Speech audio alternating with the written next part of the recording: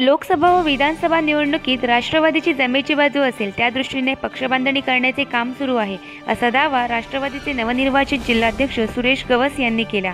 आगामी काळात होणाऱ्या निवडणुका काँग्रेस राष्ट्रवादी म्हणून लढवल्या जातील। स्वाभिमानसोबत युती करण्याबाबत वरिष्ठ स्तरावरून निर्णय घेतला जाईल। श्री गवस यांची नियुक्ती झाल्यानंतर आज त्यांचे स्थानिक कार्यकर्त्यांच्या वतीने अभिनंदन करण्यात आले। त्यानंतर आयोजित करण्यात आलेल्या पत्रकार परिषदेत ते बोलत होते। यावेळी जिल्हा कार्यकारिणी सदस्य उदय भोसले, प्रफुल्ल सुद्रिक, रामानंद शिरोडकर, गुरुदत्त कामत, अशोक पवार, सावाराम अणावकर, रंजक चिके, MD सावंत, सत्यजित धारणकर, अशोक सावंत आदी उपस्थित होते।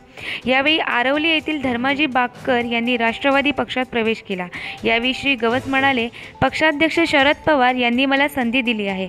आता पक्ष बांधणीसाठी प्रयत्न करण्यात येणार आहेत। मागच्या काही वर्षात पक्षात काम करणारे नेते अन्य पक्षात गेल्यानंतर जिल्ह्यात पक्ष खूप अडचणीतून जात होता। मागच्या 4 वर्षात पक्ष बांधणीसाठी म्हणावा तसा प्रयत्न झालेला नाही।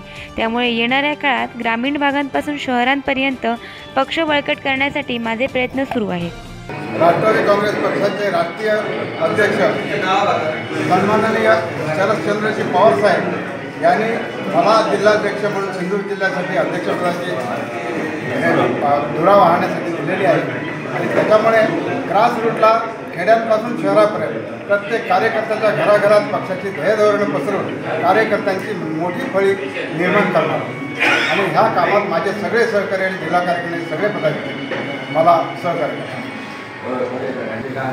येणाऱ्या लोकसभेच्या निवडणुकीमध्ये पक्ष नेतृत्वाने जो निर्णय घेतला त्यानुसार आमची जिल्ह्यातील संघटना काम करेल आणि विधानसभेच्या निवडणुकीमध्ये हे पक्षाचं स्वतंत्र अस्तित्व राहील आणि निश्चितपणे आम्ही सिंधुदुर्गातल्या सगळ्याची आम्ही लढवणार आहोत। आमच्या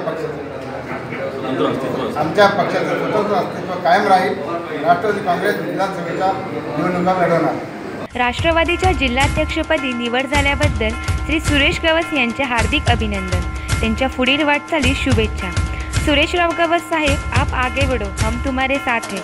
शुभेच्छुक श्री उदय भोसले, राष्ट्रवादी जिल्हा उपाध्यक्ष सिंधुदुर्ग व सावंतवाडी तालुका राष्ट्रवादी पार्टी तथा तालुक्यातील तमाम कार्यकर्ते आणि पदाधिकारी।